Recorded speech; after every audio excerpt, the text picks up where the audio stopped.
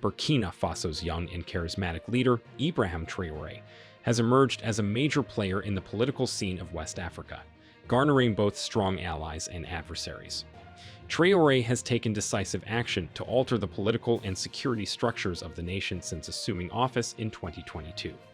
His strong opposition to imperialism and his attempts to uphold Burkina Faso's sovereignty have not been without consequences. People want him dead. In a recent turnout of events, there has been an alleged plot by former Burkinabé leader Paul-Henri Sandaogo Damiba to overthrow the current head of state, Ibrahim Traoré. So, in today's video, we'll break down the political background, recent attempts to destabilize the country, and how these issues tie into broader challenges in Burkina Faso, from its fight against jihadist insurgencies to its search for development and stability. On the surface, the attempt on Traoré's life may seem like just another chapter in Burkina Faso's recent history of political upheaval, but it's much deeper than that. This month, the military government of Burkina Faso said that it had thwarted multiple attempts by certain individuals to cause instability in the nation. These attempts were masterminded by none other than Paul-Henri Sandaogo Damiba, a former leader who took over by a coup on January 2022. Damiba had previously removed President Roch-Marc Christian Kabore in a coup, claiming that Kabore's administration had failed to protect the country from the growing jihadist insurgency. His short-lived rule was brought to an abrupt end just 8 months later when Captain Ibrahim Traoré led a successful military coup against him. Now, Damiba is alleged to have returned to the shadows, plotting once again, this time to assassinate his successor and seize back power. The question we need to ask is, how did we get here? And what does this plot mean for Burkina Faso and the wider Sahel region? Let's take a step back and put this in perspective. Burkina Faso, like many countries in West Africa, has a complex history of coups, political instability, and international interference. Following its independence from France in 1960, Burkina Faso has seen numerous military takeovers. This has led to an environment where trust in civilian governance is low, and the military has long been seen as a stabilizing force, despite the upheavals they themselves sometimes cause. Early 2022 was a tumultuous period for Burkina Faso. President Roch-Marc Christian Kabore was struggling to maintain control as jihadist groups wreaked havoc in the north and east of the country. The public had grown disillusioned, questioning Kabore's ability to secure their safety.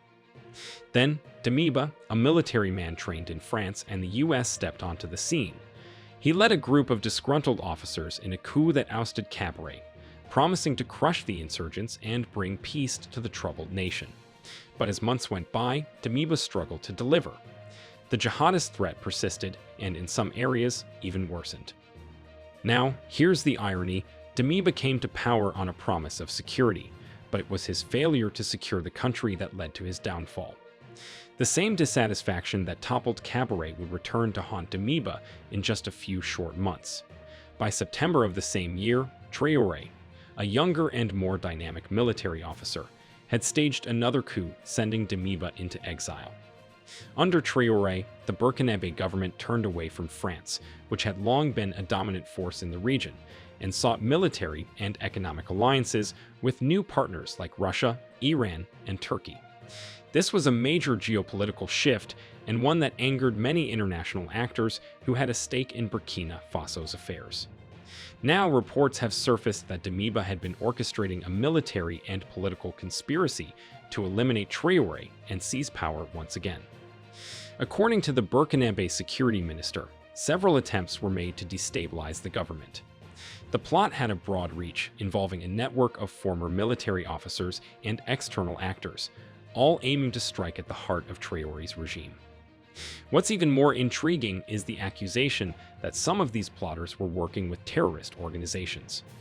Extremist groups like ISIS are active in the Sahel region and have long sought to capitalize on political instability to further their own goals. Damiba's network allegedly included links to these insurgents, raising the stakes even higher. This isn't just a power struggle between two men, it's a fight for the soul of Burkina Faso, and by extension, the Sahel. The jihadist insurgency has been a destabilizing force in the region since it spilled over from Mali in 2015. It's been worsened by porous borders, under-equipped national armies, and a lack of international coordination in the fight against these groups. Since Traoré came to power, Burkina Faso has distanced itself from its former colonial power, France, which had stationed thousands of troops in the region to combat jihadist elements. Many Burkinabé saw France's presence as ineffective, or worse, as an occupying force. When Traoré ousted Damiba, his regime made clear its intentions to chart a new course for the country, leading to the expulsion of French troops in late 2022. Instead, Traoré sought out new alliances. Russian military contractors, most notably the Wagner Group now known as the African Corps, were brought in to support Burkina Faso's efforts against insurgents. In addition to Russia, Burkina Faso has fostered closer ties with Iran and Turkey, signaling a shift toward non-Western military and diplomatic partnerships.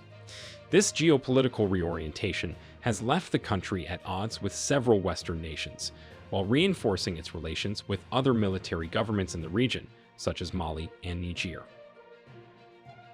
One thing that hasn't changed under Traoré's leadership is the ongoing battle against jihadist insurgencies. Over the past decade, Burkina Faso has faced an escalating conflict with groups linked to al-Qaeda and the Islamic State. These insurgencies have wreaked havoc across large swathes of the Sahel, displacing millions of people and creating a humanitarian crisis that extends beyond Burkina Faso's borders. But what makes Burkina Faso's situation particularly difficult is the complicated web of allegiances and rivalries. As the government has shifted its focus away from traditional Western alliances, the insurgents have taken advantage of the chaotic political environment to consolidate their own power. Local militias, some of which were initially formed to combat jihadist groups, have sometimes turned against the government, adding yet another layer of complexity to the conflict. In recent months, there has been a notable increase in attacks on both civilian and military targets, with jihadist groups demonstrating their ability to strike deep into the country. The assassination plot against Traoré fits within this broader context of instability.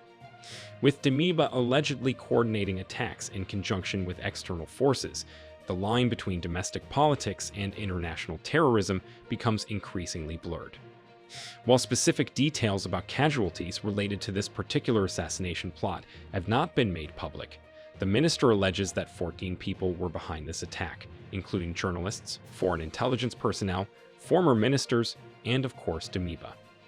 Political instability and insurgency have taken a heavy toll on Burkina Faso's development, crippled local economies, disrupted education, and strained healthcare services across the country.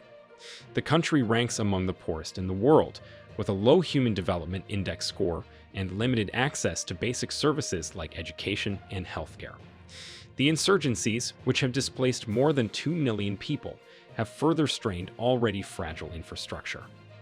Traoré has made efforts to address these challenges, but with limited resources and an ongoing security crisis.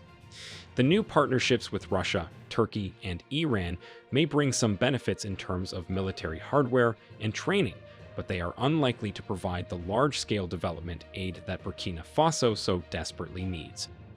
We need to consider what these developments mean for the broader Sahel region. The coups in Burkina Faso, Mali, and Niger all share common threads: a rejection of Western influence, a pivot toward alternative international partnerships, and a desire to restore security and stability in a region plagued by terrorism. However, this shift could come at a cost.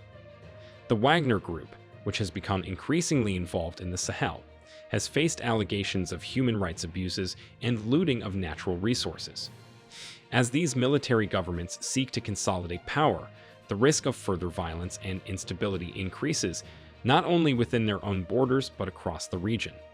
Neighboring countries, including Ghana, Ivory Coast, and Benin, are all on high alert, fearing that the chaos could spill over into their territories. Do you think this is possible? Let us know your thoughts in the comments. This alleged involvement of Damiba and his network shows that even in exile, political rivals remain a potent force. The continuing jihadist threat, combined with the geopolitical tug-of-war between Western powers and new international partners, leaves Burkina Faso at a crossroads. It's a story of power, survival, and resilience, playing out not only in the corridors of government, but also in the lives of ordinary Burkinabé. As Traoré's government continues to fight off threats both internal and external, the future remains uncertain, but one thing is clear: all eyes are on Burkina Faso. What does the future hold for Burkina Faso under Traoré's leadership? That remains an open question. Traoré has promised to tackle the jihadist insurgency more effectively than his predecessors, but he faces the same challenges that Traoré and Damiba did. There's also the looming threat of further instability. Burkina Faso, like many nations in the region, is susceptible to additional coups, and there's always the question of how much longer military leaders can hold on to power before the civilian population demands a return to democratic governance. However, we see the work Traoré is putting in, and his people are in support. For now, we can only hope for a better future for Burkina Faso. What do you think should be done to the man who tried to overthrow Ibrahim Traoré? Let us know in the comments below. Do not forget to like this video and subscribe to the New Tourist channel. Turn on notifications too so you get notified whenever we upload videos like this. Thanks for watching, and see you in our next video.